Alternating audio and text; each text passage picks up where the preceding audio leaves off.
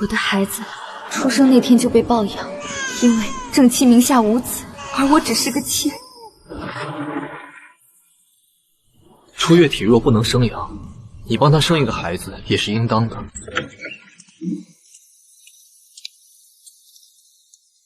妹妹辛苦了。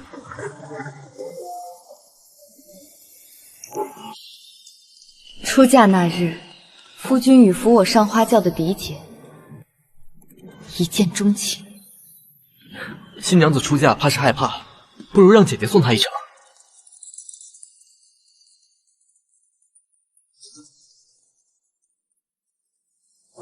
到了国公府，我的轿子停在府前，一直候着，而抬嫡姐的花轿已进了府。夫妻对拜。等我再拜堂时，我已成了晚入门的妾。你姐姐在江南养病多年，你在家受尽宠爱，这个婚事让她，又何妨？初月是嫡长女，她为妻，你为妾，是正门。我从妾成了妾，也成了京城里的一个大笑话。妹妹，你若活着，我心里害怕你会抢着孩子。你可别怪我。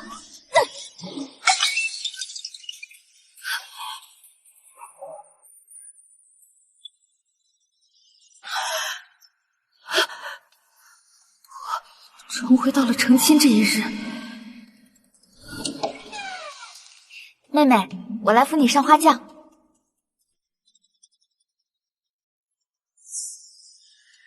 那簪子是母亲原来说好给我的陪嫁，那玉镯是祖母留给我的遗物。上一世我竟信了她，只是想沾沾好气。我在江南没有见过这么精美的首饰，妹妹果真是在京城长大的贵女，真叫人羡慕。拿着，这些都是给你的。母亲，那是我及笄时父亲送我的。你姐姐离京多年，你则在京中享受双倍的宠爱。如今姐姐回来，你该懂事，让她又如何？母亲，姐姐想要我的院子，可也不急在这一时，非要连夜让我搬到这最阴冷的偏院吗？那院子冬暖夏凉，你姐姐身子弱，你让出来给她住，反正你也要出嫁了，以后也用不着，偏要和你姐姐抢。你小小年纪怎么如此有心计？我处处忍让，却没想到嫡姐还嫌不够，直到彻底偷走了我应有的一生。新郎官来迎新娘子出阁啦！好在老天有眼，我回到了出嫁这一刻。花轿临门，我还未出阁，一切还来得及。吉时到了，妹妹该上花轿了。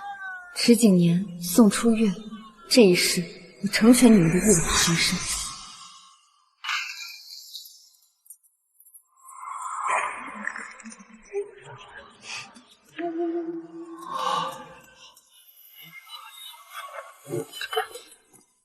新娘子出嫁怕是害怕，不如让姐姐送她一程。好好，她们姐妹俩感情最好，有初月在，新月心里一定最安心。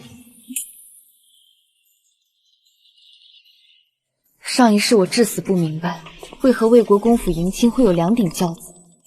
原来你们早就勾结在一起，用我的婚礼偷天换日，让姐姐先进府拜堂。只要成了礼，宋家嫡女谁为妻谁为妾，旁人便再也说不出二话。这一次，我绝不让你们得逞。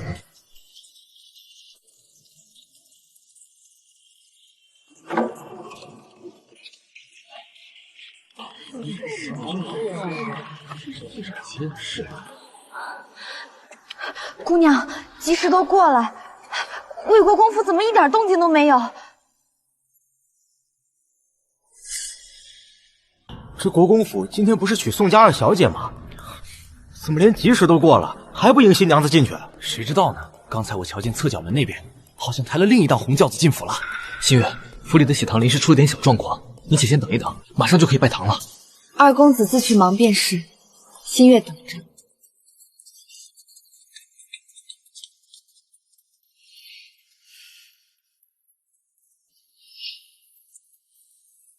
月儿，动手！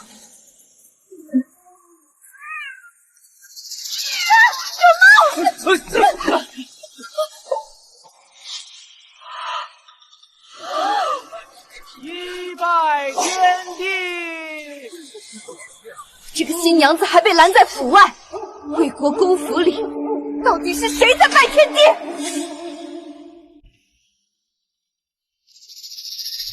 你们国公府在干什么？花轿临门，不见新郎，不见主事人，里头倒先成起亲来了。真是奇了怪了，国公府今儿个不是二公子迎娶宋家二小姐吗？怎么新娘子被扔在大门口，里头跟谁拜堂呢？刚才我就瞧见另一顶轿子鬼鬼祟祟进了侧门，莫非是池家二公子另娶了旁人？嬷嬷，我们进去，我倒要亲眼看看，今天池景年娶的到底是谁？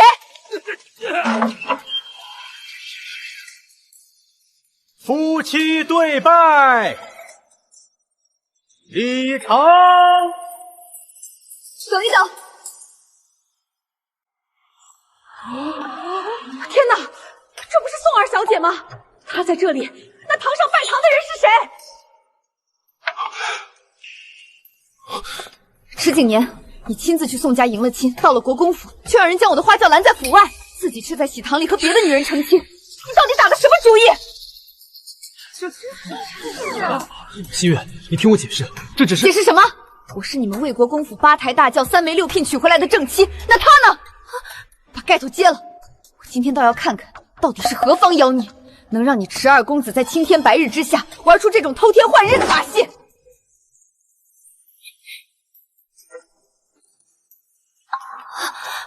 姐姐，怎么会是你？原来如此，难怪迎亲时二公子非说我害怕，要姐姐陪着。原来你们早准备好了另一顶轿子，你们早早盘算好，随我嫁过来，却让他先拜堂成亲。池景年，那我算什么？你这是骗婚！新月，不关初月的事，是我对他一见倾心。可我与你有婚约，我不想伤害你，才想了这么个折中的法子。折中的法子？她是你的嫡姐，她先拜堂，再迎你入府，你们在府里平起平坐，不分大小。我没有负你，不过是让你晚拜堂一刻钟罢了。自古以来，先拜堂为妻，后晋为妾。池景年，你要我堂堂宋家嫡女给你做妾？不过是个名分，你姐姐比你年长，排在你前面也是正理。况且初月性子温和，她做正事也绝不会苛待你。我会让你做平妻，并不是妾。平妻，说得好听，谁不知道平妻就是妾？婚书上白纸黑字写着，聘我宋新月为妻，而非妾。你若让我做妾，这婚书便作不得数。国公爷、夫人，新月想问一句，当年两家定下婚约，我父亲视我为掌上明珠，国公爷亦承诺娶我入府为世子夫人。如今二公子欺天瞒地与旁人拜了堂，这当初的约定，国公府还算不算？自然是作数的。新月，你姐姐身子弱，即便她为正室，也无力主持钟回。到时候国公府的管家大权依旧由你来操持。你除了名分上不是正室，其他的都一样。和上一世一模一样，不给我名分，却让我主持钟回。好用我的嫁妆贴补他的花销，甚至生下孩子还要被抱去给他做垫脚石，最后再用一碗毒药将我彻底除掉。这一世绝不重蹈覆辙。大胆逆子！你竟敢做出这种鱼毛混珠的无耻勾当！这婚事早就定下，你居然敢在婚礼上偷天换日！你可有把我这个父亲，把两家的颜面放在眼里？父亲，我与初月一见倾心，两情相悦，儿子非他不娶。新月是妹妹，儿子说了不会委屈她，一样会娶她为平妻，并没有毁约啊。糊涂啊！平妻如何算妻？你怎敢私自换娶？你身为高门世家的嫡长女，竟然能做出替嫁这等自甘下贱之事，这便是宋家主母教养出来的好女儿。夫人息怒，千错万错都是初月的错，我不是存心抢妹妹的婚事，我只是太爱二郎了。若妹妹不愿，初月甘愿以妹妹为尊，屈居平妻之位。不可以！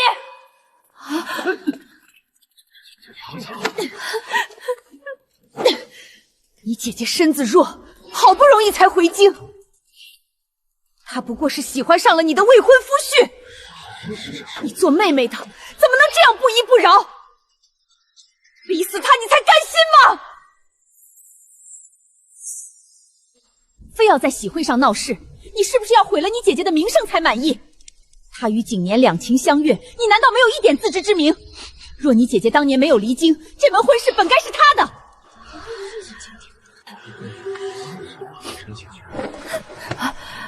母亲，是我的错，我不该回来，更不该喜欢上妹夫。可是，大夫说我寿数有限，我只想在这短短的几年里，与喜欢的人相守。我只自私这一次，妹妹，你让让我，可好？初月，不要哭，我只娶你为妻，谁也不能委屈了你。宋新月，你姐姐都这样了，你难道就不能退一步吗？论嫡论长，长幼有序。我是母亲，今天我替你们做主。初月为妻，新月，你便委屈些，为妾吧。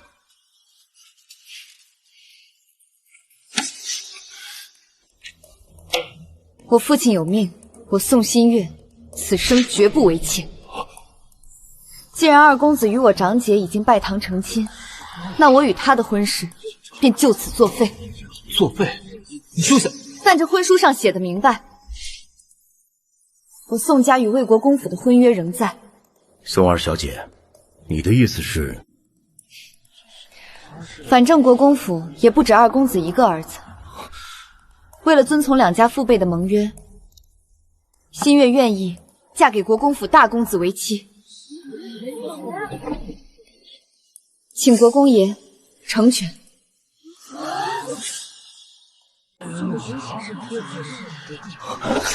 叫我兄长，这不可能！宋新月，自幼与你有婚约的人是我，你怎么能嫁给他？二公子既然已经与我长姐拜了堂，又有何脸面说与我有婚约？当初两家订约，解明的是聘宋家女入国公府为世子夫人，可没指名道姓说非你迟二公子不可。既然你急不可耐地娶了我长姐，那这世子夫人的名分自然该由大公子来取。国公爷，您说是吗？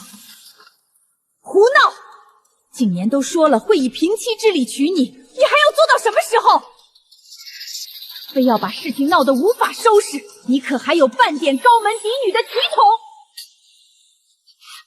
妹妹，只要你肯入府，我绝不与你争抢半点掌家之权。我们姐妹同心，一如往常相处，不好吗？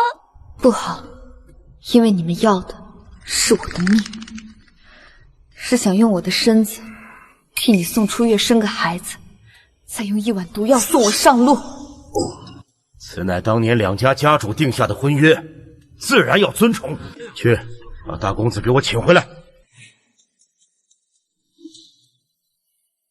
看来池景年直到此刻才反应过来，当年祖母留下的话不假，谁娶了我，谁才是承袭魏国公世子之位的人。父亲，新月自幼与我定亲，怎么可以嫁给大哥？大哥是行武之人，满身杀伐粗鄙，与新月根本不相配。二公子，相不相配早已与你无关。如今说的是两家的婚约，两大家族的联姻关乎两家未来，绝非你们随意塞一个替嫁之人便能敷衍过去。你既然已经娶了长姐，这早已说定的亲事，自然该由你的兄长与我来完成。我兄长是常年驻守军中的武将，新月，你以前不是最讨厌那些舞刀弄枪、粗鄙不堪之人吗？我是讨厌武将，可我更讨厌背信弃义、寡廉鲜耻之徒。国公爷，大公子回来了。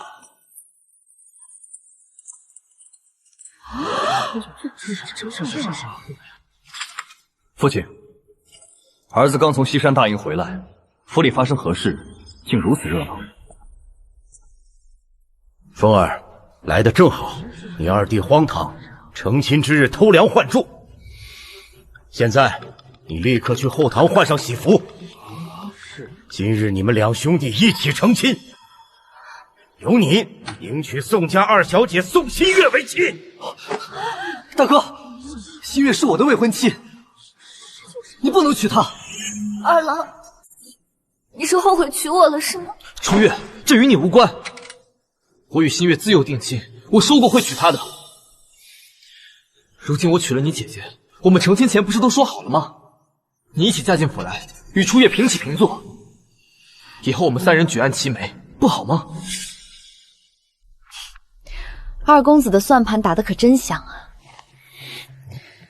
既想要青梅竹马的婚约，又想要新时的娇柔佳人，还想着姐妹同嫁，三个人举案齐眉。可惜，我并不喜欢你的自私无耻。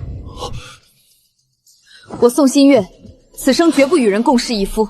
二公子既然娶了长姐，就该好好待她，何必在这里惺惺作态，既要又要，贪心不足。宋新月，难道你以为嫁了我兄长，他就一辈子不会纳妾吗？二弟，你未免想的太多了。我房里连飞过去的苍蝇都是公的，端茶倒水的也只有小厮，比不得二弟你夜夜红袖香香，房里丫鬟通房不断。宋二小姐，我赤峰向你保证，我房中并无任何妾室通房，以后也绝不会有。只是我常年征战在外，你若嫁我，怕是免不了聚少离多，你可要想清楚了。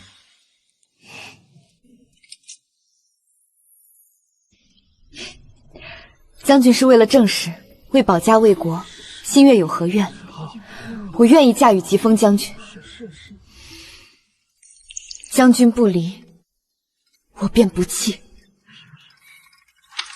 夫人放心，赤峰此生绝不负你。好，大郎送去后堂换上新郎喜服。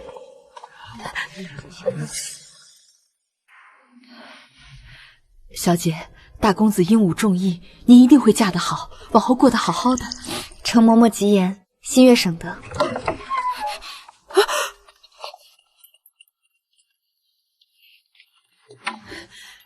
你如今后悔还来得及。我为你们精心筹划，你怎么能如此任性？母亲心中是否从头到尾都只有姐姐？我也是你的亲生女儿，你可曾有一分一毫想过我的处境？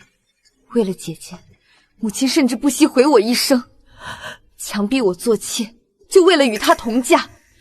你姐姐自幼身子弱，送去江南多年，孤苦伶仃，而你呢？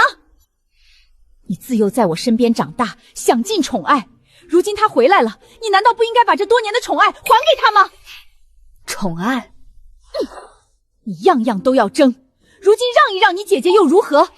你还要当什么世子夫人，非要压你姐姐一头才甘心吗？你是不是要逼死她？母亲若对我出嫁不满，大可以写信告诉父亲，这门亲事是父亲亲手为我定下的，我绝不更改。你敢拿你父亲来压我？若母亲肯祝福女儿，女儿心领；若母亲不悦，那也请母亲多忍忍。毕竟我也是你的女儿，你让一让女儿又有何妨？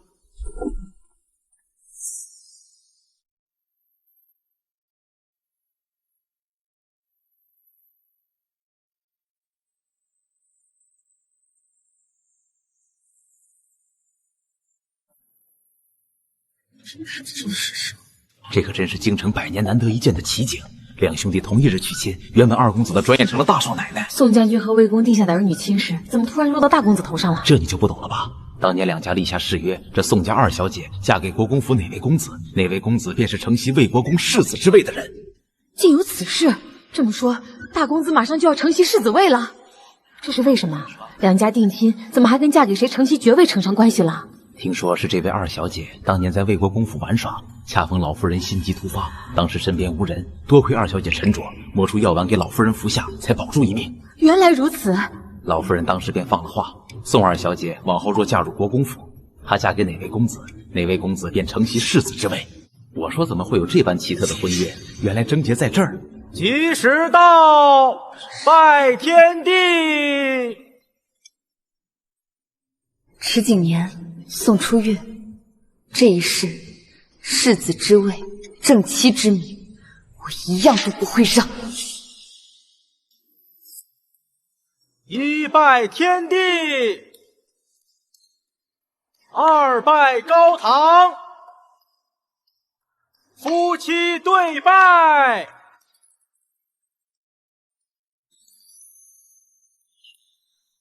李成送入洞房。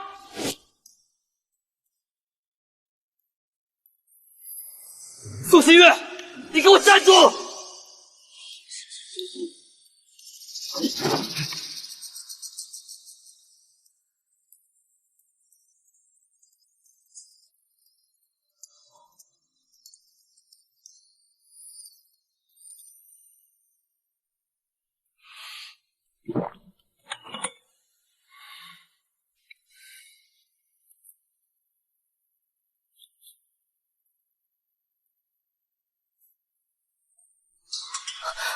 怎么回事？世子妃，大少爷，二公子那边的院子刚进洞房就彻底闹起来了。你们是什么人？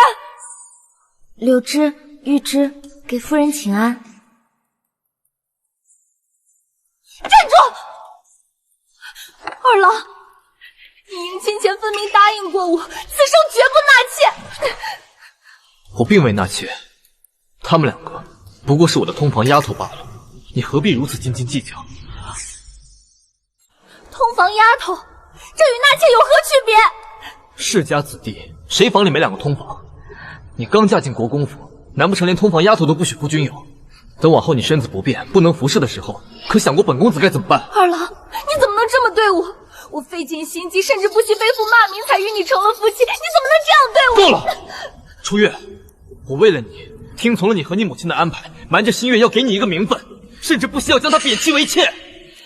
如今弄巧成拙，她嫁给了我兄长，成了我的大嫂。我先前竟不知道这两家联姻背后还有这样的深意，谁娶了她，谁才是承袭国公府世子之位的人。你现在哭有什么用？我为你失去的是整个国公府的世子之位。难道我还不如一个世子之位重要吗？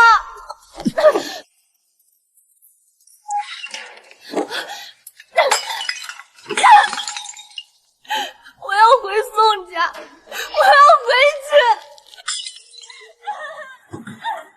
我的好姐姐向来动不动就戏子捧心，如今吵闹起来，砸了一地的东西，力气倒是挺大。世子妃，大少爷，二公子院里的人来问，说是大小姐闹着要回宋家，问您要不要过去劝劝。你想去劝？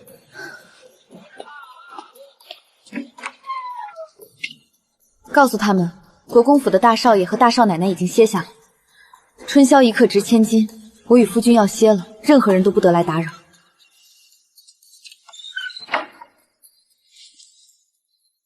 他们二人费尽心机算计我，如今得偿所愿，却在洞房花烛夜闹得人仰马翻。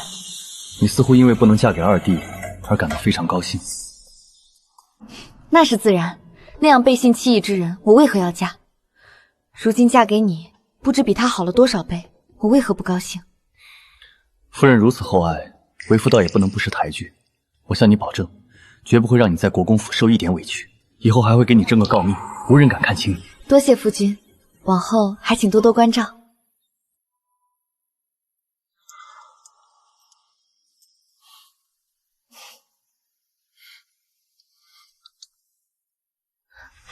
母亲，请喝茶。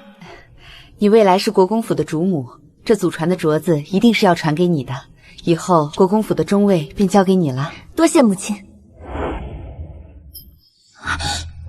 母亲，请喝茶。听说昨日你们院子动静大得很，景年也没宿在房里，这传出去，难道你脸上很有光吗？母亲，求您给媳妇做主啊！夫君屋里居然藏着2个通房，我不过说了2句，他便恼了，摔门而去。我刚进门便有了通房，以后还怎么出去见人？怎么见人？一个连夫君通房都容不下的，不知亲家夫人是怎么教养的？南魏将军夫人在外面说大小姐如何懂事、知书达理，如今看来却是教的毫无贵女气度，实在丢人。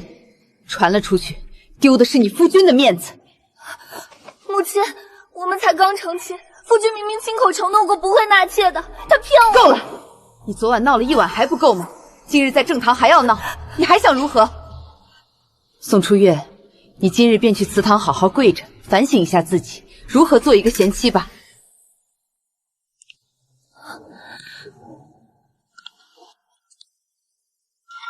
宋初月在宋家被千娇名宠，池景年当初也是被他那副病弱娇柔的性子迷了眼。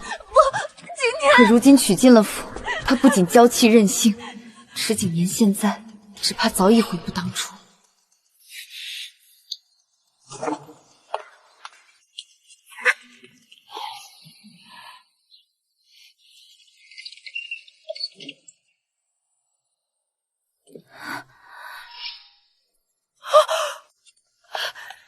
母亲，我不嫁了，女儿不嫁了。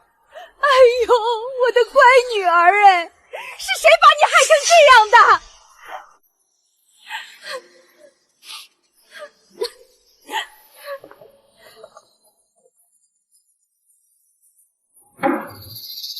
宋新月，给我跪下！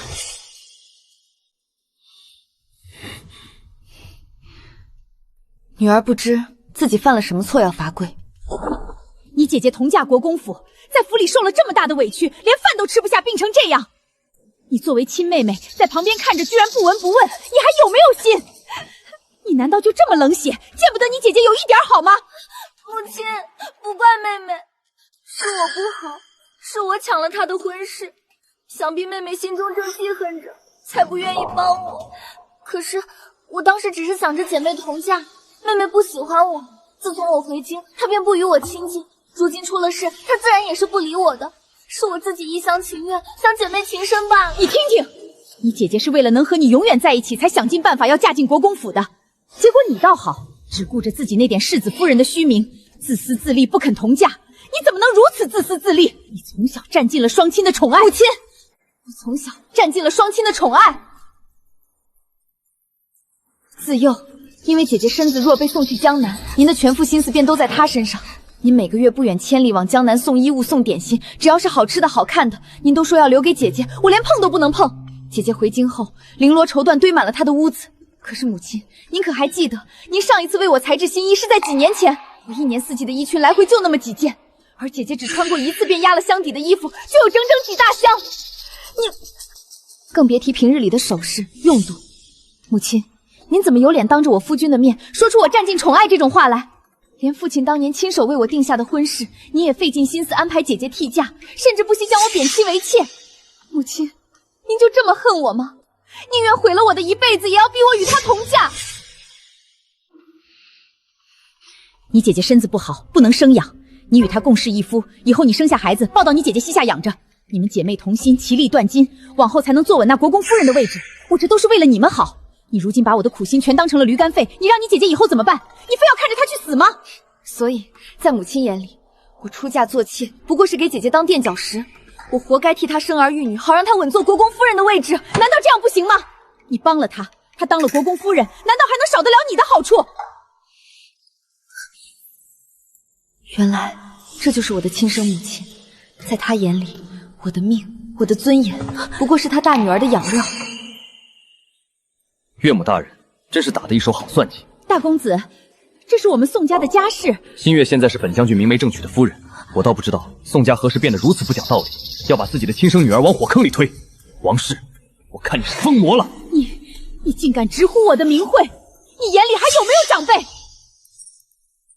王氏，我看疯魔的人是你。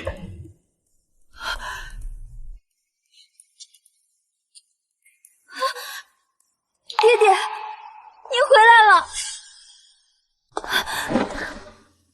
好孩子，父亲连日从边境赶来，终究还是没能赶上送你出嫁。这些年爹不在京中，让我的新月受了大委屈了。爹爹，女儿不委屈。女儿虽然没有嫁给您当年定下的池二公子，岳父大人，但我嫁给了大公子疾风将军，他待我很好，真的。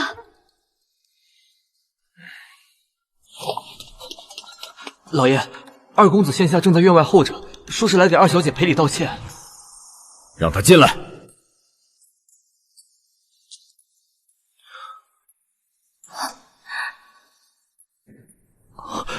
岳父大人，哼，你先站一边去，待会儿再收拾你。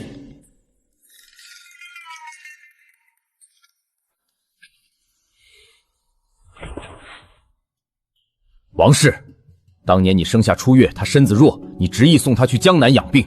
我体谅你心疼长女，平日里你对她多些偏爱，我也睁一只眼闭一只眼。但我万万没想到，你竟然偏心自私到了如此地步。为了她，你居然不惜毁了新月的名声，甚至要将她贬妻为妾。你做出此等伤天害理之事，怎配做一个母亲？老爷，我也是为了如此疯魔，若再让你在大宅里待下去，只怕宋家的女儿都要被你毁了。既然你做出替嫁这种有辱门风之事，我绝不能容你。从今日起，交出长家印信，你即刻收拾东西去城外家庙闭门反省。宋承风，我是你明媒正娶、八抬大轿抬进门的嫡妻，你怎么敢为了一个死丫头如此对我？爹爹，都是女儿的错，是女儿心仪二郎才做下了糊涂事，但我真的没有坏心思啊！我跟妹妹说过的，她若嫁进来，我愿意与她平起平坐，绝不抢她的东西。宋初月，妻是妻，妾是妾，这两者是一样吗？你从小在江南，难道连尊卑贵贱都不知道？你明知那是你妹妹自幼定下的未婚夫，你却在成亲之日偷天换入，抢了这门婚事。到了现在，你居然还有脸跟我说你没有坏心思？你被你母亲宠得无法无天，动辄以身弱为由逼你妹妹退让。我宋承风没有你这样自私自利的女儿。爹爹，既然你费尽心机抢着嫁给池二少爷，以后在国公府是苦是甜你自己受着，不必再回宋府来哭诉，我也绝不会为你做主。但若是你以后还敢在背后算计新月，我便当没有你这个女儿，立刻将你逐出宋家家门。爹爹，您怎么能如此偏心？我也是您的亲生女儿啊！宋承风，你敢这样对我，我们王家绝不会放过你。王家，我早已将你做下的荒唐事写成书信，快马送去了王家。你兄长和父亲羞愧难当，回信说，纵使我今日将你休辟，王家也绝无半点怨言。不可能，绝对不可能！父亲最疼我，兄长也绝不会不管我。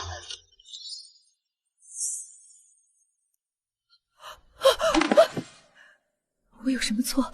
我只是想让我的初月过得好一些。你只想让大女儿过得好，那新月呢？新月就不是你的亲生女儿吗？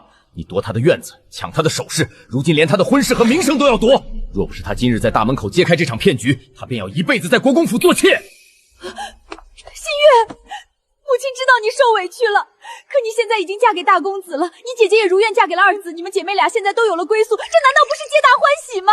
她怕失去宋夫人的掌家权，怕被王家彻底抛弃，可直到这一刻，她唯独没有怕过毁掉我的一生。母亲不是知道自己错了，您只是知道，现在没有人替您撑腰了。我是你的亲生母亲，就算我做错了一点点，你难道真要逼死我才甘心吗？要我做妾的时候，母亲说不过是一个名分，让一让又何妨？如今只是让母亲换个地方住，您忍一忍又能如何？你这个不孝女！岳母慎言，新月如今是我的妻子，谁敢动她？先问过我。初月，你替母亲求情啊！爹爹，母亲也是因为疼我一时糊涂。若您把她送走，以后女儿在国公府受了委屈，该找谁做主啊？哼，抢来的婚事，是苦是甜你自己受着。你若再敢算计新月，我便将你逐出族谱。家庙或者休书，你自己选。我去家庙。宋承风，等你气消了，必须接我回来。来人，收回他的掌家权、账册和库房钥匙，他身边的管事一并扣下，明日便送他去城外家庙。宋承风，你不能这么对我！新月，你这个丧门星，你不得好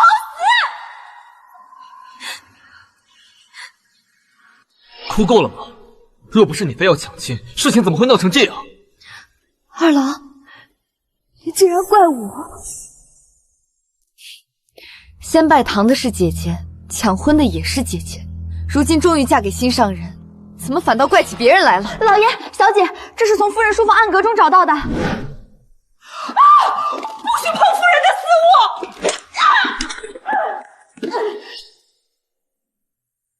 打开。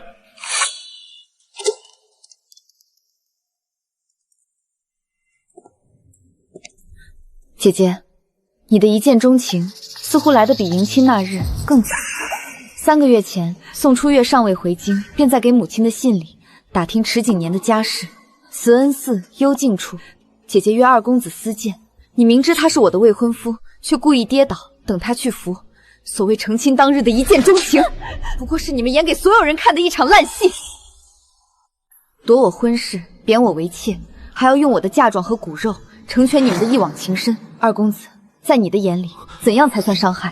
被人算计一次是蠢，醒来后还要帮他算计别人，就是坏。我与二郎是真心相爱，妹妹，你只知道守着那一纸婚书，你根本不懂什么是男女情义。既然情义不受婚书束缚，姐姐又为何非要做正妻？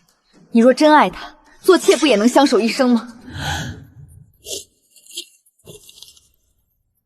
两顶花轿如何暗度陈仓？何时从角门抬入？事情败露，便推说乱中认错了新娘。两家为了名声，只能逼新月吞掉这口恶气。来人，去请魏国公。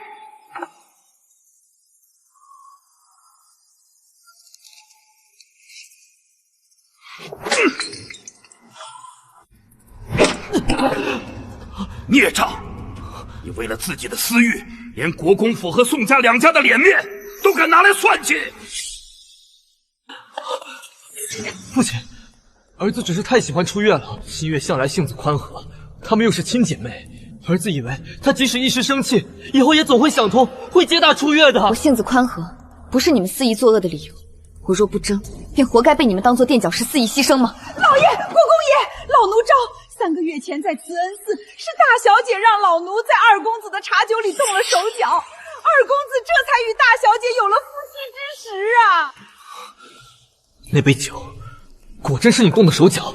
二郎，我只是太爱你了，你分明也喜欢我，可你就是不肯下定决心，我只能这么做啊！不，若不是你，我怎会做出这种辱没门风的事？可你清醒过来后，明明很高兴。那2顶花轿是你亲自准备的，让妹妹当平妻也是你的主意。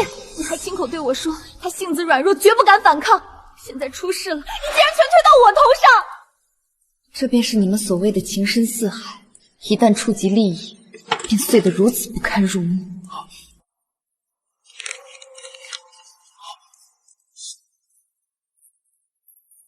待新月生下孩子，抱到初月膝下，若她不肯，孩子留下，生母不必留。生母不必留，原来从一开始，我的母亲、我的姐姐、我的未婚夫就没有给过我一条活路。新月，爹爹，请人验字，顺便再审审传信的人。查，给我狠狠的查！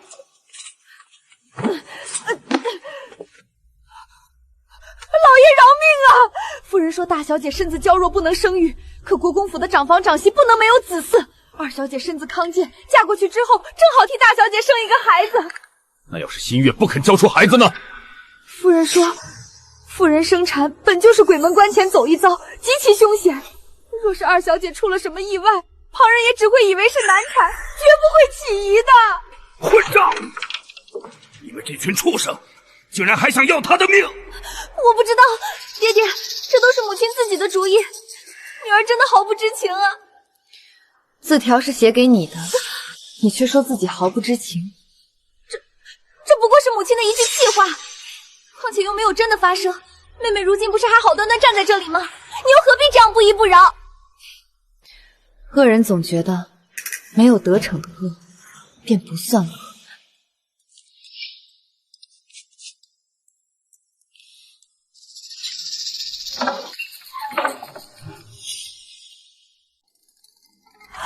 老爷，你终于想明白了，我就知道你舍不得让我待在……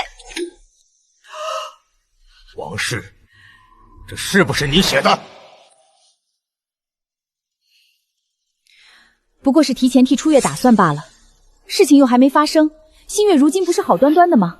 你何必如此兴师动众？你让新月替宋初月生子，还准备去母留子。王氏，在你的眼里，新月到底算什么？老爷，新月身体康健，多生一个孩子又能如何？孩子抱过来养在初月膝下，以后仍是国公府的嫡子，难道还委屈了他不成？那我呢？你若安分守己，国公府自然有你一口饭吃。可你若仗着自己是生母，天天跳出来跟初月争孩子，岂不是存心让他难做？你替宋初月想好了所有的退路，却唯独没有给新月留下过1分1毫的活路。初月他需要我，他从小身子骨就弱，若我这个当母亲的不替他百般筹划，他以后怎么活？原来如此，母亲，在你的心里，你的女儿永远只有宋初月一个。至于我的母亲早在这一刻就已经死了。拿支笔来。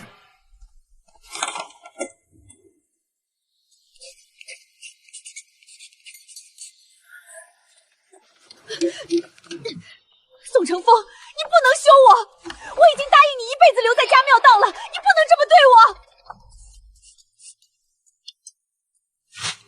我原本只想送你来家庙，给你一次反省改过的机会，可你至今都不觉得自己错在了哪里。初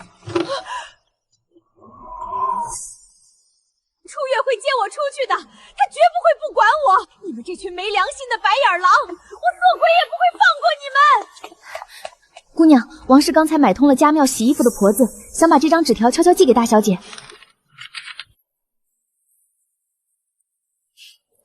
照她的意思，一字不差的给大小姐送过去。姑娘，他们既然这么想演，不折腾个底朝点绝不罢休。那就由着他们把这出戏彻底唱完。奉天承运，皇帝诏曰：魏国公长子持封，战功卓涉，品行端方，深得朕心。着正式册封为魏国公世子，其妻宋氏新月温良淑德，册为世子夫人。钦此。陈持封领旨谢恩，吾皇万岁万岁万万岁！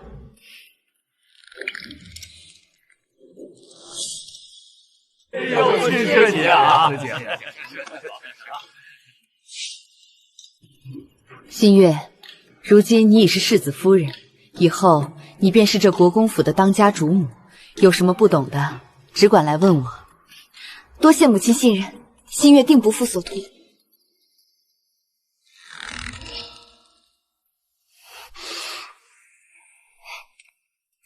恭喜妹妹啦！妹妹喜堂上改嫁如此果断，想必是早就知道谁娶了你，谁便是世子吧。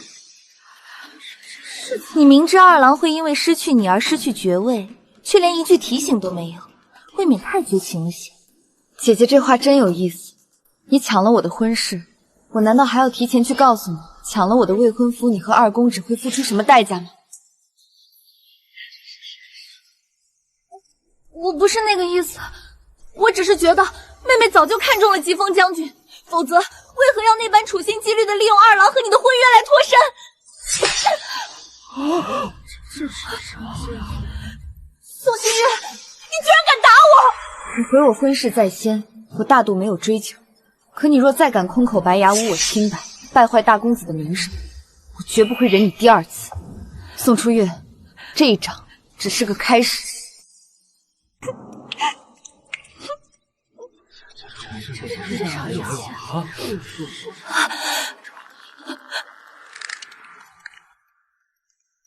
姐姐不必难过，你费尽心思抢走的，从来都不是我的良人。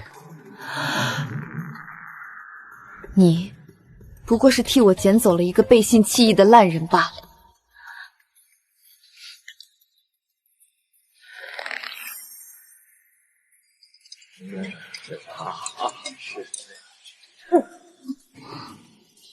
若是不舒服，便回你自己院里歇着，没得在这儿败了大家的胃口。母亲恕罪，儿媳只是近来身子有些疲烂，时常觉得恶心。这月事也迟了半个多月了。你说什么？你又醒了？今日白日里悄悄请了外面的大夫来看过，大夫说像是喜脉。母亲从家庙送出来的那张纸条，看来是真的起作用了。这么大的喜事，你怎么不早些告诉我？二郎这些日子整日不肯见我，我便是想说，又哪里能见得着你的面？是我不好，你放心，只要你平安生下我持家的长子，过去发生的所有事，我们都一笔勾销。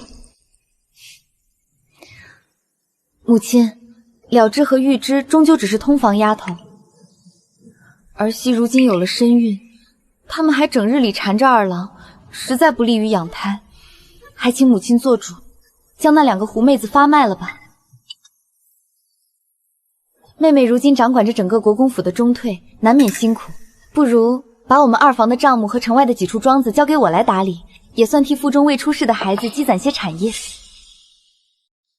你刚刚还说自己身子不适，如今倒有精力来插手管账了。而且也是为了国公府的第1个长孙着想。姐姐说的有理，既然是国公府的长孙，自然金贵，只听一个游方郎中的诊断哪成？我已经提前请了咱们府上的府医，还有宫里的太医，都在偏厅候着呢，让他们一起进来给姐姐切个脉，大家也好彻底放心。妹妹，这是不相信我。姐姐这是什么话？正因为我相信姐姐，才不能让国公府的金孙受了半分委屈。请太医长眼，也是为了姐姐好。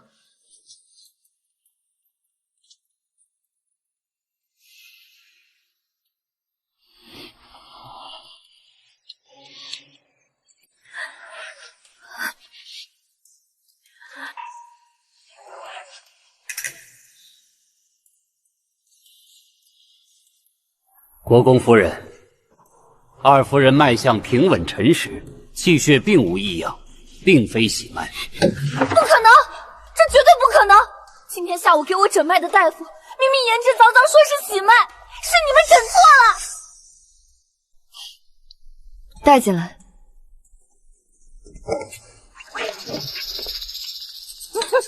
国公夫人饶命啊！是二夫人身边的人给了小人50两银子，让小人无论如何都要说二夫人已经怀有2个月身孕。小人一时贪财，求国公爷饶命啊！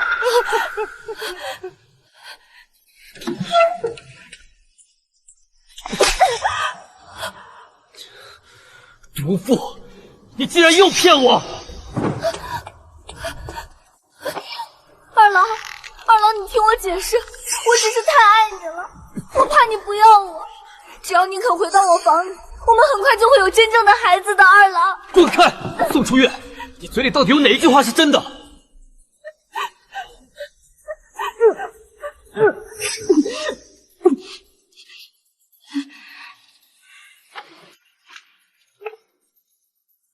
姑娘，且伸手一观。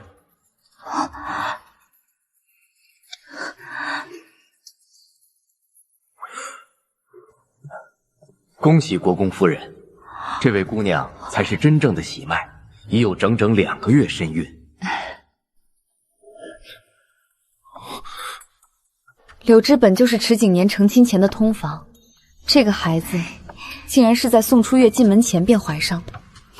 我的好姐姐，你用假肚子换来的宠爱还没捂热，别人却真的怀上了你夫君的长子。我倒要看看你接下来还能怎么演。世子夫人，二夫人刚才让人从宫中药房取了药，她还特意吩咐记账的婆子必须把这笔药账记在您掌管的中岁账册上。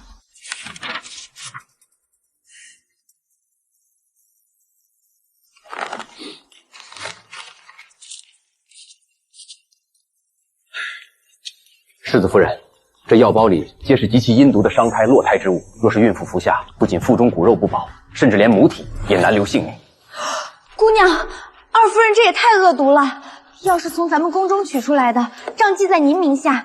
若那柳枝真的出了事，二夫人只要咬死，是您容不下二房长子，这脏水可就全泼在您身上了。奴婢现在就带人去把他抓个人赃俱获。不，现在去抓他，大可以推说是底下的粗使商人拿错了药，顶多治他个管教不严之罪。他既然想用一条人命来毁了我的名声，那我便让他当众自食其果。有劳太医将这包原药封存作为物证，另外再熬一碗颜色味道相似却绝不会伤身体的安胎药来。是。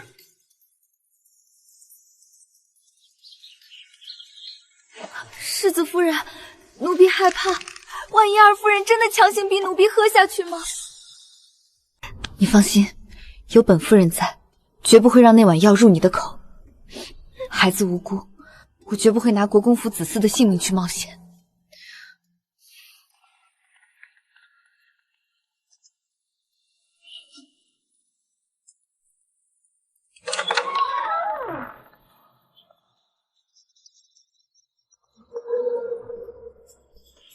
血腥气、产床，也是这样一只碗，也是这样熟悉的苦味。上一世临死前的一幕，仿佛又一次重演。柳枝，来，这是我亲自在小厨房替你熬的补药，还温热着呢。听话，快些喝了吧。我也是为了你好。夫人，奴婢刚用过晚膳，腹中饱胀，实在是喝不下了。不过是一碗补药，能占多少肚子？怎么？难道你还怕我害你不成？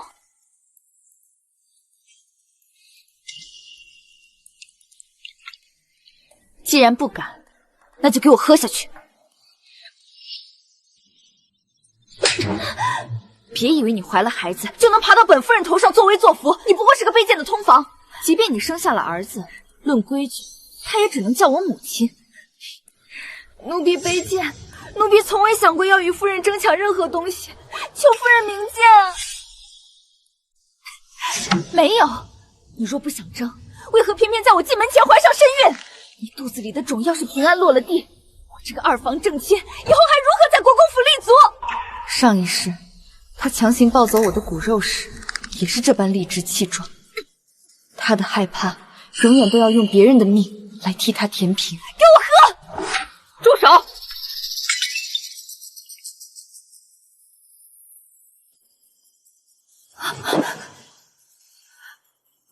母亲，大伯，你们怎么会在这里？若非我们亲自在这里守着，又怎能亲眼看到你这毒妇如何谋害我持家的子嗣？母亲明鉴啊，这真的只是普通的安胎补药，儿媳什么都不知道，儿媳是无辜的。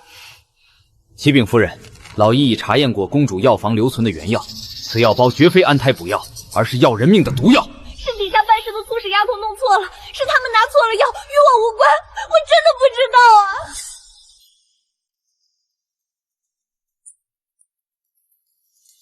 国公夫人饶命啊！是二夫人身边的大丫鬟亲自拿了二夫人的亲笔纸条，逼着老奴去药房抓的红花和麝人。老奴这里还留着二夫人的亲笔纸条呢。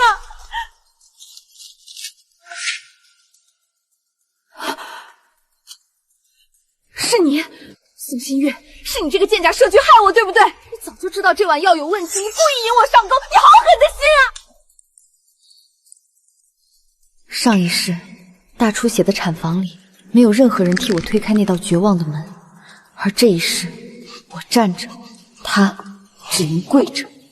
药是你亲自去药房取的，碗是你亲自端过来的，刚刚那些歹毒的话，也是你亲口说出来的。姐姐，你自己的恶，何须我来替你苦心安排？你为什么会知道？为什么每一次你都像是提前知道了一样？迎亲那天，你故意让猫冲进花轿，在大门口揭穿我。不仅知道我会先拜堂，还知道母亲把信藏在书房暗格里。现在连我假孕下药，你全都提前防着。宋新月，你到底是谁？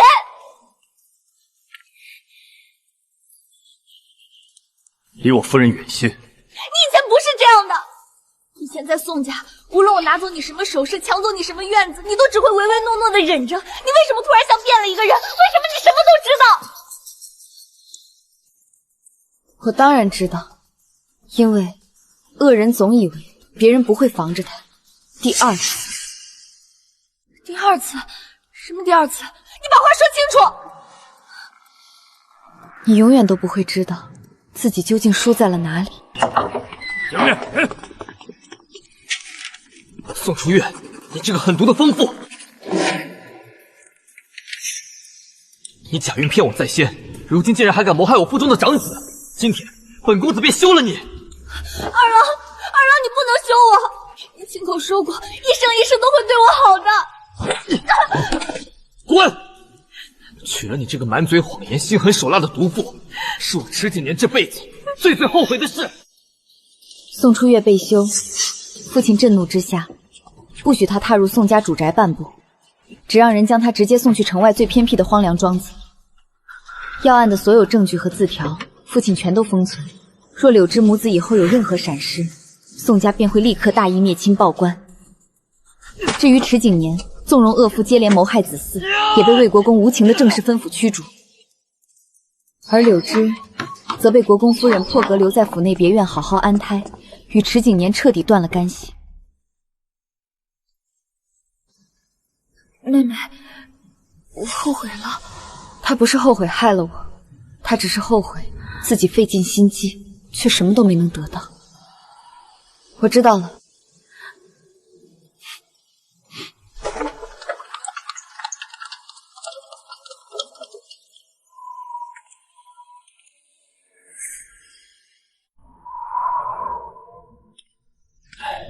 世子夫人，大姑娘这病本不致死，可她却怎么也不肯喝药送服，老夫也是无能为力啊。有劳大夫，所有的药方和经手人可都记仔细了。夫人放心，每一笔都清清楚楚，绝无半分纰漏。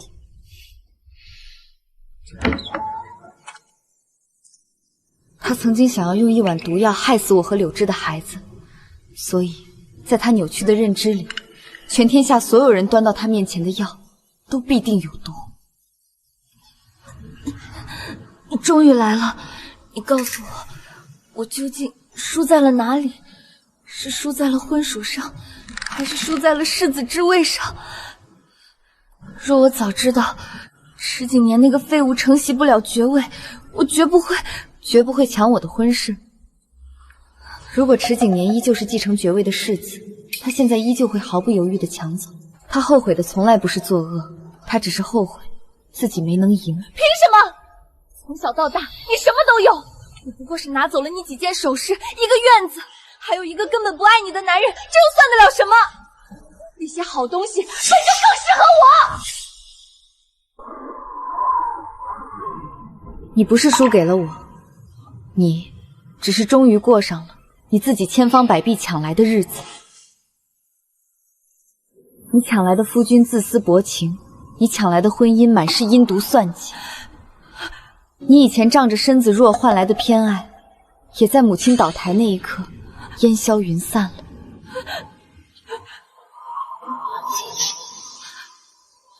妹妹，我不想死，你原谅我好不好？直到要死的那一刻，他依旧在用自己的性命来逼我妥协。只要你原谅我，说不记恨我了，我立刻就把这药喝了。仿佛他今天要是死了，罪魁祸首也依然是我。不必了。宋新轩，你见死不救！你这个冷血心肠的毒妇，我做鬼也不会放过你！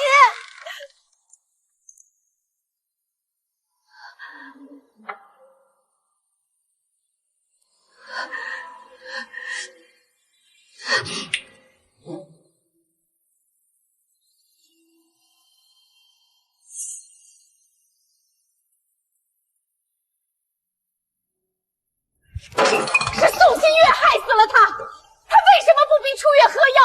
他明知初月胆子小，为什么不守着他？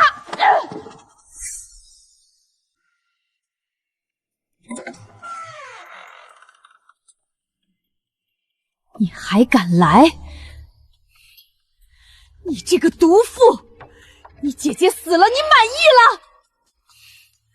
要是你当初听我的话做妾，把世子夫人的名位让给初月，她怎么会落得今天这个惨死的下场？全都是你害了她！我请了最好的大夫，送去了最贵重的药材，母亲觉得那都是理所应当。而我没有跪在宋初月的床头求她喝药，在母亲眼里便依旧是冷血罪人。所以直到现在，你依然觉得错的人是我。新月，母亲只是太难过了。如今初月不在了，你父亲也狠心休了我，在这个世上，母亲只剩下你一个亲人了。我的好女儿，你接母亲回京，我们回公府享福，好不好？这是他2辈子以来第一次用这样温柔的语气叫我。从前我发着高烧，他却只顾着守在桌前，一遍遍读宋初月从江南寄来的家书。我难受地喊他，他只嫌我娇气多事。如今我终于等到了这句好女儿，可惜我已经不需要了。新月，你若姐姐还活着，你今日还会用这样的语气叫我吗？答不出来，因为答案已经写在你的脸上了。王家已经答应会保你衣食无忧，在这家庙里，你不会挨饿，也冻不着。至于我们之间的母女情分，在你亲笔写下生母不必留那5个字时，就已经断得干干净净了。新月，母亲真的知道错了，母亲求你，你不能不管我呀！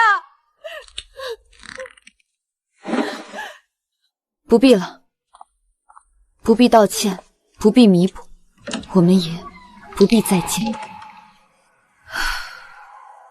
这一次，我再也不会回头。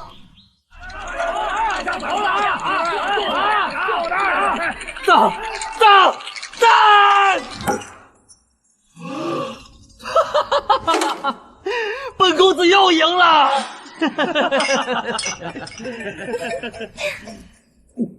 吩咐又如何？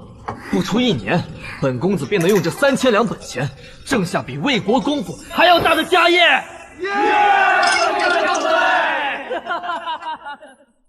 二公子，你手里的现银和田产已经输得干干净净了。不可能，把我的宅子也押上，下一次我一定会翻盘。雨之，这个竟然卷了老子的钱跑了！不，我还没说，我是国公府的二公子，只要盖上这个旧业，2家钱庄多的是大把的银子送上门来。开门！快让账房支2万两银子给我！我是国公府的二公子，父亲绝对不会不管我的。他不知道，我当初接管国公府中尉时，便已经发现书房的旧宫印遗失了。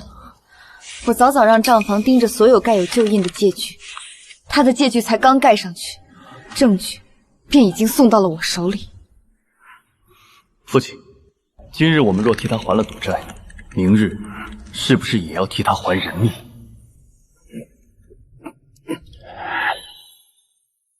报官吧。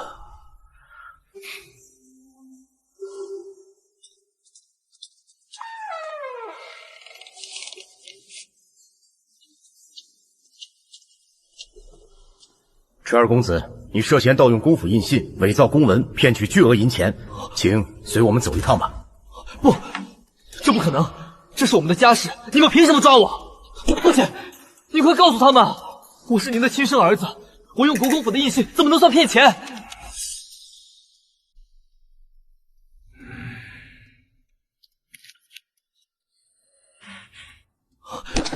母亲，国公府有那么大产业，库房里有那么多银子，替我还上不就行了吗？你们真的要眼睁睁看着自己的亲儿子去坐牢、去充军吗？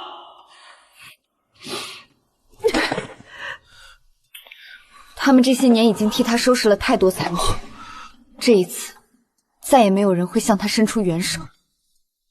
新月，新月，你帮帮我，我们自幼定亲，我当初是真心想要娶你的，我只是被宋初月那个毒妇一时迷惑了。如今宋初月已经死了，我们之间再也没有任何阻碍了。你帮我向大哥求求情好不好？只要我这次能平安出来，我以后一定10倍100倍的补偿你。你后悔的从来都不是伤害了我，你只是后悔宋初月没有给你带来你想要的东西罢了。不，我心中一直是有你的。若我不在意你，当初在喜床上，我为什么非要坚持让你一起进府？因为你需要我的嫁妆来填补亏空，因为你需要我替你操持2家中金，更因为你需要我替你那个生不出孩子的宋初月生一个孩子。10几年，这不叫友情，你只是舍不得丢掉一件顺手又好用的物件罢了。迎亲那天，二公子曾大言不惭地对我说，名分并不重要。如今你不再是那个体面风光的国公府二公子了，想必你也是不会在意这些虚名的吧？新月，我错了，我真的知道错了，求求你，看在往日的情分上，救我这一回吧。官爷，人证物证俱在，带走送官吧。宋新月，你这个毒妇，你竟然敢耍我！你的道歉我听到了，至于要不要原谅，那是我的事。逆子池景年盗用印镜，中饱私囊，即日起将其从池氏族谱中分出主之，其名下所有财产尽数查封抵债，国公府绝不替他偿还一分一厘。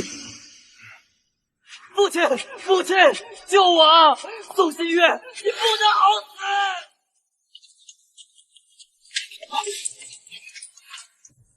死！池景年因伪造文书，骗取巨额银钱，被判流放服役。离京那日，没有一个人去送他。快走！磨蹭什么？他曾想让我做一个没有体面的妾，最后自己失去了最看重的身份、钱财和自由。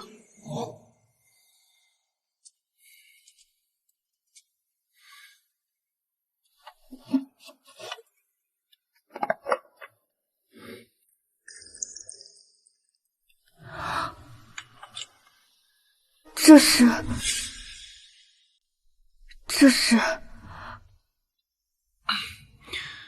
其实我很早以前便见过你。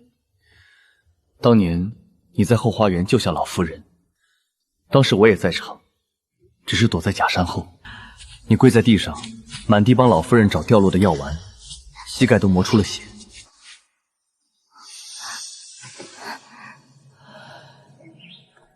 后来大批下人赶到，你怕岳父责罚你乱跑，急匆匆转头便逃。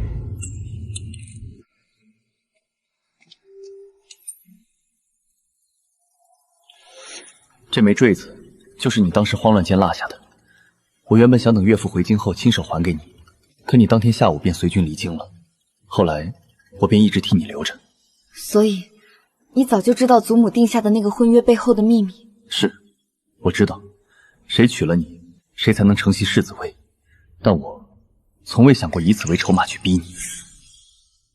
那时你与二弟有婚约在身，我想过，若他当真是真心待你，我便会一辈子守在西山大营，绝不回京争夺世子之位。祖母当年留下的婚约是给你的一个保障和选择，而不是我用来逼你、强取你的筹码。那成亲那天，你为何偏偏那时候赶了回来？我提前察觉到二弟暗中准备了2顶花轿，行迹诡异，只是苦于没有真凭实据。若我贸然上门，只怕会坏了你的名声。那天在喜台上，若你没有在最后关头选择嫁我，我也会当众揭穿他们的骗局，然后护送你平安回宋家。至于你往后想嫁给谁，全都由你自己做主。如今所有算计你的人都有了该有的下场，一切都结束了。新月，你若后悔嫁了我这个粗人，我可以向陛下请旨，你我和离。你的所有嫁妆与私产，我持封保证，绝不动一分一毫。上花轿的那一天，我看着2顶一模一样的轿子，心里确实只想着要如何逃离那个深渊。在喜台上开口要嫁你，也确实只是我为了求生，为了自己破局而利用了你。可成亲之后的每一天，我都在重新认识你。你敬我、护我，给我所有的体面，却从来不逼迫我做任何事。大婚那日嫁你，是我为了自救而破局，而今日我宋心言选择留在你池峰身边，才是我心甘情愿、此生不悔的决定。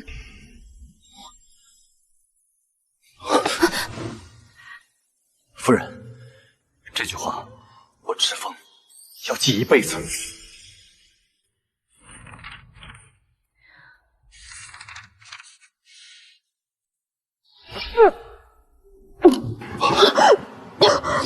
大夫，快叫大夫！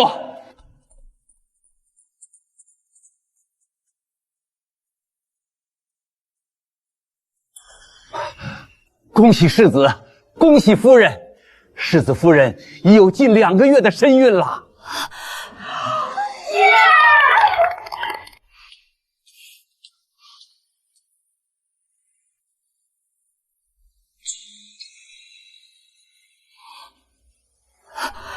上一世临死前的一幕幕，此刻又由潮水般铺天盖地席卷而来。端走，快给我端走！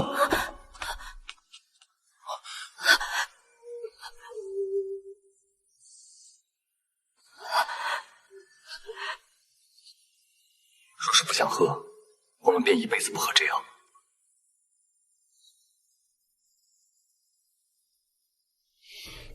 月儿，去，把府医和城里最有名望的2位大夫全部请来。从今天起，本夫人所用的所有安胎药、调理药的药方，必须由你们3位大夫共同核验签字。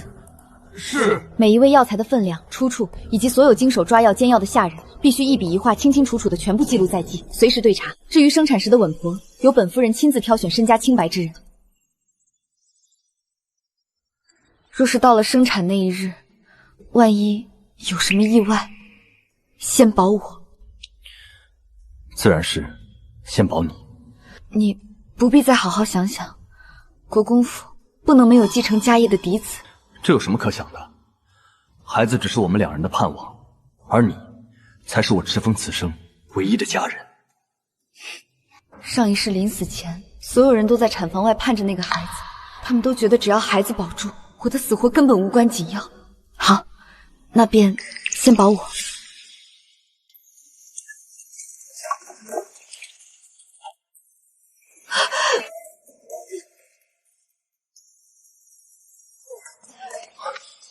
夫人情况如何？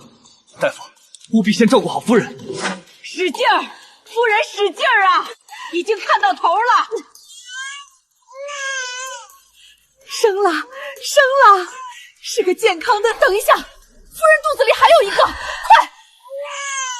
是一对龙凤胎，恭喜世子，恭喜夫人，是龙凤双全啊！新月呢？夫人现在怎么样？世子放心，夫人只是脱力，母子平安，平安无事。这一世，我终于活下来了。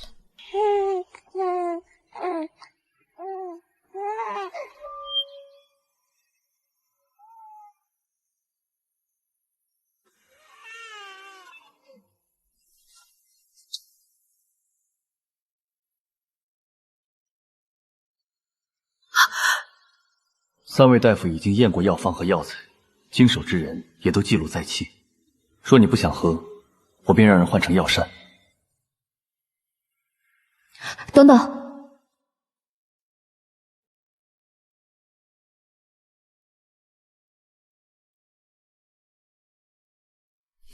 给我吧。真的要喝？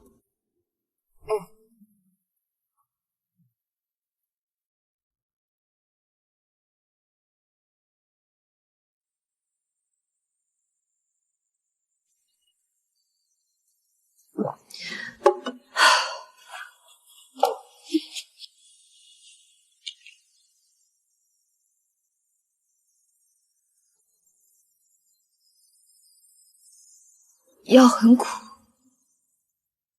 以后每一晚我都陪着你。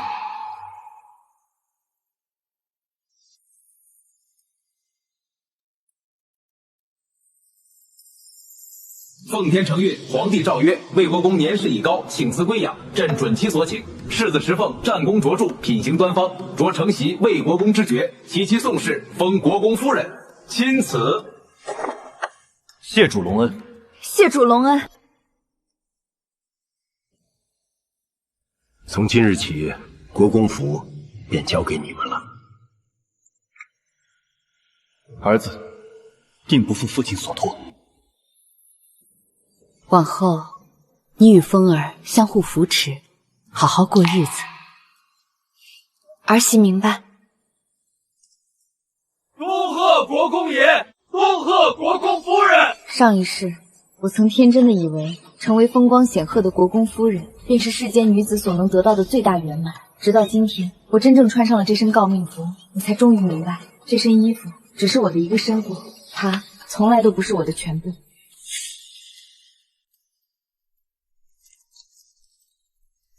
这批药材的来源尚未填写清楚，查明之前不得入药。是。先扶他到屏风后躺下。凡是进入春生堂的药材，来源、分量、经手人，一样都不能少。夫人放心，我们每日都会核查。来看诊的女子，无论贫富，都要尽力医治。堂堂国公夫人竟然亲自在街上开医馆，实在有失体面。高门贵妇抛头露面，也不怕被人议论。春生堂用的是我的嫁妆，不曾动国公府宫中一文钱。若为女子与产妇看诊，也算有损封面。这份体面，不要也罢。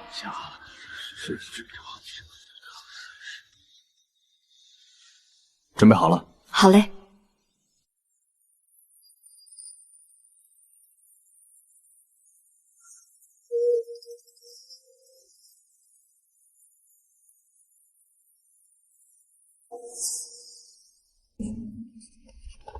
夫人，王氏从家庙寄来了信。新月，母亲如今已经知错，求你念在生育之恩上，接母亲回京养老。要回信吗？回。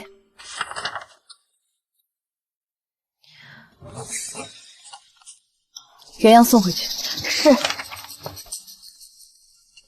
夫人，北地传来消息，二公子仍在服役抵债，日日盼着国公府派人接他回来。照实禀告公婆。北地送来的信，夫人可要过目？不必。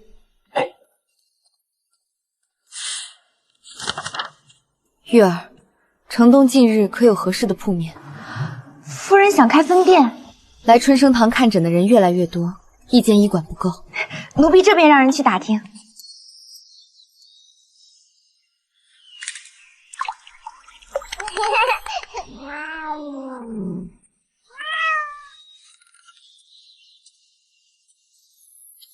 春生堂新分店的铺面，我替你看过了，位置清静，前后两进，足够增盛诊室和药房。钱从哪里出？春生堂去年的盈益没有动国公府宫中，也没有动你的其他嫁妆。契书呢？写的是你的名字。不是夫君送我的。春生堂本就是你的，我怎能拿你的东西再送你一次？旁人都说你太纵着我。你用自己的银钱做想做的事，何须旁人准许？若我以后还想去别处开医馆呢？你决定便好。若有人拦我，我替你挡着。